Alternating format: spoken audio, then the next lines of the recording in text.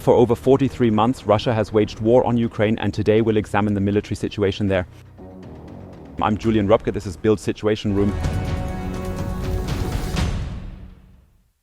And we start with images from yesterday morning in the Ukrainian capital, Kyiv. Russia once again launched an attack on the city with hundreds of terror drones and ballistic missiles. Let's take a closer look at one of the impacts here in a specific district of Kyiv. We can clearly observe the Shahed drone striking a building right in the city center. And there were at least 4 dead, at least 27 injured. And we'll see right away why. Several buildings were struck once more where civilians were simply residing. This means Russia once again failed to make a clear distinction between critical and civilian infrastructure. It also struck a residential building and a kindergarten, among other targets. But also in the attacks on the critical infrastructure we just saw, for example, manufacturing facilities, of course, and the surrounding buildings, we can see that they were significantly impacted here with the windows completely blown out, which naturally resulted in injuries among the local population and the residents inside. How does Ukraine defend itself against this? It has, of course, taken numerous measures against the Shahed drones. We know that roughly 70 to 80% are taken down during each attack, yet with hundreds of drones, some still get through. And we're taking a closer look at some of the defensive measures deployed yesterday. Here we see one of those Shahed drones flying over Ukraine. You can see it pretty clearly, that delta shape, this triangle moving in a downward direction over there. And in a moment we'll see an object approaching from the bottom right. That's either an interceptor, meaning an interceptor drone, or it's a surface-to-air missile. It's not entirely clear. Anyway, let's let it play out briefly. Here's the massive explosion caused by that Shahed drone. And then we actually want to pause it again briefly and take a closer look. Take a closer look at it. Here's the moment. We can clearly see this black object moving directly toward the target, which then results in that massive explosion lighting up the entire sky above. As mentioned, several hundred drones, most of which Ukraine can shoot down either with missiles, interceptor drones, or heavy machine guns. However, some still manage to hit the infrastructure again and again. Next, we'll see a video from Chernihiv in the north of the country. And here we see how another drone, here we see it, is flying. The drone, in this case here on the right, the Russian drone, again this delta, this triangle. And what we're observing here is a Yak-52, an old Soviet combat aircraft, which Ukraine has restored and repurposed specifically to track and engage this drone, using an onboard machine gun to shoot down the Shahed drone. We'll see that in a moment. The drone is flying to the left here, and now the Yak-52 is following it. Yakovlev is the manufacturer there. As I said, a very old aircraft, but still some people in Ukraine are able to fly it. Those who before, for instance, they used to fly them as a hobby before the war and are now being deployed by the Air Force, or at least by the country's air defense, to protect against incoming kamikaze drone threats. And how is Ukraine defending itself? With an entirely new strategy. We know that in the past few months, refineries and fuel infrastructure in Russia have been repeatedly targeted. What Ukraine has avoided so far, however, are direct attacks on power plants in major Russian cities. We know that Russia has been doing this for 3 years now. We know that the winters were extremely cold and extremely harsh for Ukraine, especially the first 2 winters when it all began. That the Russians attacked the country's thermal power plants and thereby caused power outages, sometimes lasting for months. They had to turn on millions of generators across the entire Ukraine. They first had to be purchased, and it was an incredibly difficult period for the Ukrainians to endure and push through. Ukraine itself refrained for a long time from defending itself accordingly. It refrained for a long time from launching attacks on Russian cities as well. However, that seems to be changing now. We're seeing images from last night in Belgorod, a city with 330,000 inhabitants in western Russia. And we want to take a look at these images. First, we see the air defense in Belgorod, which was activated in the late afternoon. We see all the anti-aircraft missiles being fired into the sky here. However, here they are coming up one after another, but the whole thing didn't really help much because these are recordings from the power plant. Specifically the gas power plant in Belgorod. And here we now see the impacts of Ukrainian rocket artillery.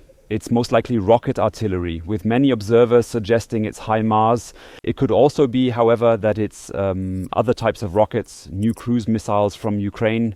Clearly, they're not drones, definitely not long-range ones, since we would have spotted them by now, and they cause significantly less damage in comparison, as we can see here.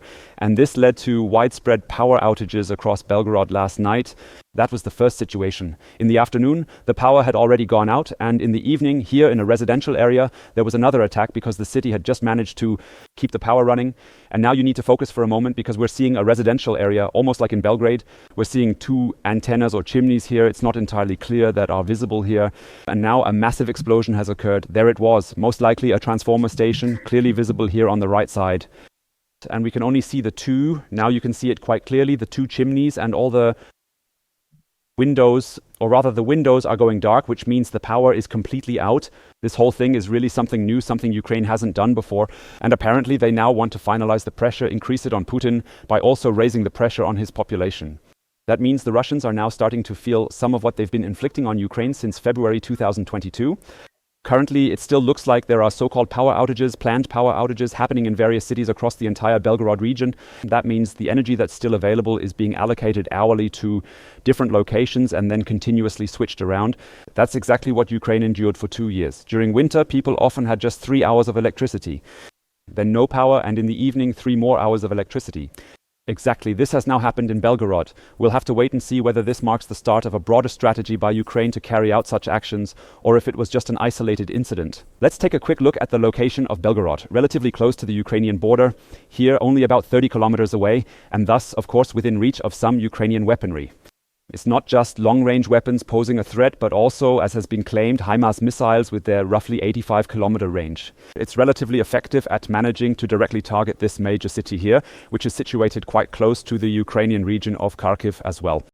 From the strategic offensives of Russia and Ukraine, we shift to the tactical level, focusing on the eastern battlefield where various developments are unfolding. On one hand, we'll take a closer look at the situation around Pokrovsk, with new Ukrainian army videos revealing nearly all Russian logistics and troop movements.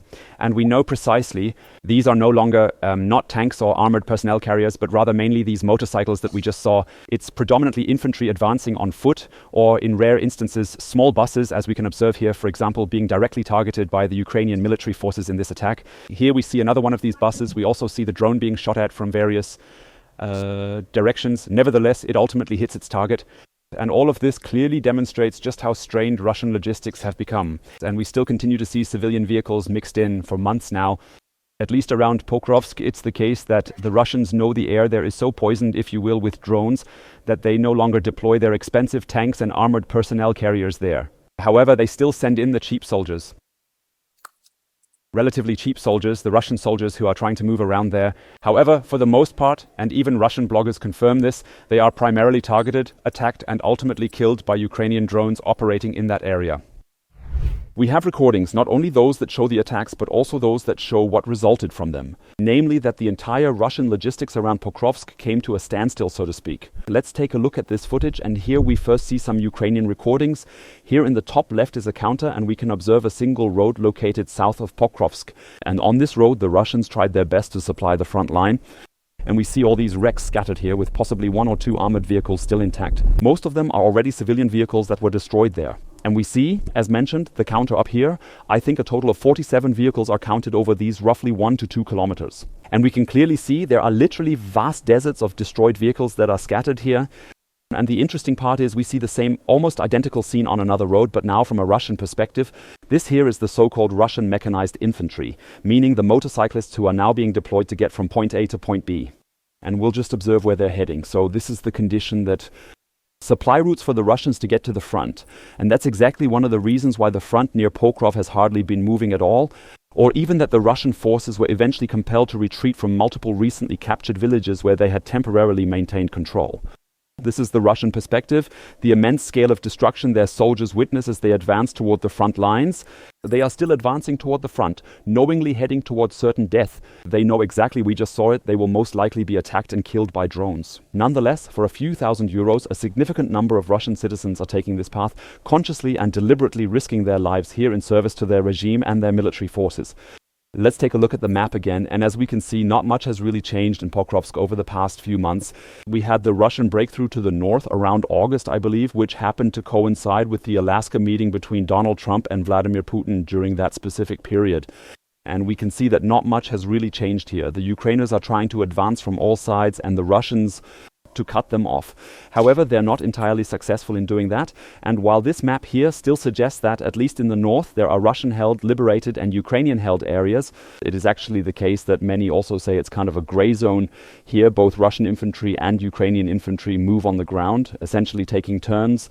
When it comes to controlling their own individual villages, around Pokrovsk further south, we're dealing with a completely different scenario. Here we have a relatively stable front, but it hasn't seen any significant changes in the past few months, as we can observe here. This means the situation here is relatively stable, and Ukraine is successfully managing to hold the Russians back effectively. Around Pokrovsk, this former city of 65,000 residents, it won't be handed over to them because Ukraine is holding the front here. The situation for the Ukrainian army is far worse in the Dnipropetrovsk region. Here, according to the latest maps from the Deep State map, which we also use for our maps, the Russians have advanced up to 12 kilometers. We also want to take a look at a map here to really get a sense of the seriousness of the situation here, to clearly illustrate it. So we can now see the oblast borders again outlined here by us, which means Donetsk was exactly this part that we have here, and this is all the Republican pulpit very far in the south. It's Zaporizhzhia, and the Ukrainians had long been attempting to stop the Russians precisely at this oblast border. We see in the north they managed relatively well. There they were able to essentially establish a new line of defense. Here as well, we'll take a look at a video shortly in the northwest in this case. Near Donetsk, in that region, they succeeded. However, down here, the Russians achieved a breakthrough because they were coming from two different directions. So that means we're seeing the Russian attacks both from the east, out of Donetsk, and also from the south, out of Zaporizhzhia. And this triangular shape makes it extremely difficult for the Ukrainians to defend because the front is essentially being attacked from two sides. That means the most recent location, at least partially under Russian control by now, is Verbov. We see that here. Verbov, as just mentioned, 12 kilometers. We can also see it relatively up there. That's 7 kilometers, 12 kilometers already from the oblast border. The Russians have advanced quite significantly here and are managing to push even further forward. The Ukrainians haven't been able to stop them so far. We've been tracking over the past weeks how they first took Nowy Hirivka, then Perestov, then Kalinivsko, and now up to Werboe. The Russians have pushed forward from the east. Down there, they're still holding the defensive line towards Zaporizhzhia. That means the Russian army is continuing to move westward here. We're looking at another video that shows us how much the Russians are also investing to make progress here. Not just with a significant number of glide bombs, not only with infantry forces, but additionally with kamikaze drones. And this video was recorded up here in the area around Havirlivka. There, a Ukrainian self-propelled artillery unit had concealed itself. You have to say it like that now, hidden, because these gun mounts don't move around freely anymore, unlike the old shoot and scoot tactics. You drive in, shoot, and drive back out. That was abandoned because it just doesn't work under these drones. Instead, you drive into a position, and here we see them. They're deeply dug in and hidden. Up front is the barrel, where the 155mm shells fire from. The Russians managed to locate it, though, and are now able to target it with multiple kamikaze drones. To fly directly onto this US-made M109 artillery piece and ultimately end up destroying it entirely. We see once again how many drones are being deployed here, one after another, some with fiber optics, some without. Now it's clear this fiber optic drone is directly aiming to destroy the M109 artillery piece. And we can see how the Russians are indeed systematically searching to weaken the defense here in Dnipropetrovsk. Now they're showing it again very clearly. So these are essentially their identification markers to see, yes, this is indeed a Western artillery piece. And in the end, we can see relatively clearly that significant destruction has occurred here. This indicates that the Russians have successfully targeted and destroyed yet another critical defensive element of the Dnipropetrovsk front, effectively rendering this artillery piece completely inoperable. Let's take a quick look back at the map, because what I personally find interesting is how close this artillery piece was stationed to the front, or if you will, how close it was buried. Because we just showed that the attack actually took place right here to the south of Havirlivka, as you can clearly see. And if we look at the distance, it's only about 6 kilometers, 7 kilometers maximum to the front, which is quite noticeable because essentially this gun can shoot about 20 to 30 kilometers.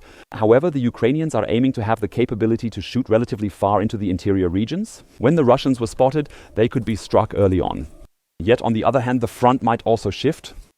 Relatively quickly moved in their direction, and that's why they simply didn't manage to evacuate this artillery piece and secure a new position, because then they would essentially have to pull it out of the position, and it would then be at risk from Russian drone attacks. And as mentioned before, not only kamikaze drones are causing trouble for Ukraine, but also the Russian airstrikes. We're taking a look at various airstrikes, one on the Sumy region and another on the Zaporizhzhia region, which clearly demonstrate how precise Russia's attacks have now become. Meaning these precision bombs, which are essentially glide bombs but have been significantly upgraded over time, have become. We're taking a look at it, and we can see that this row of trees, it's one of those typical defensive positions of Ukraine. You can be fairly certain that the Ukrainian positions are situated within these particular rows of trees. The Russians do it the same way, and the Ukrainians in their defenses do too.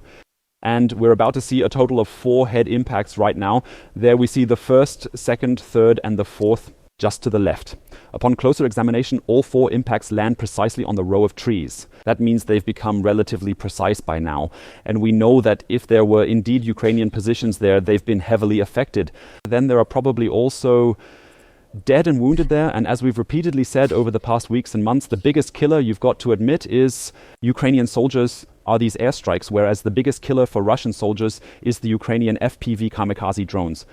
So these FAB 500 bombs, relatively small in size, were targeted at this position right here.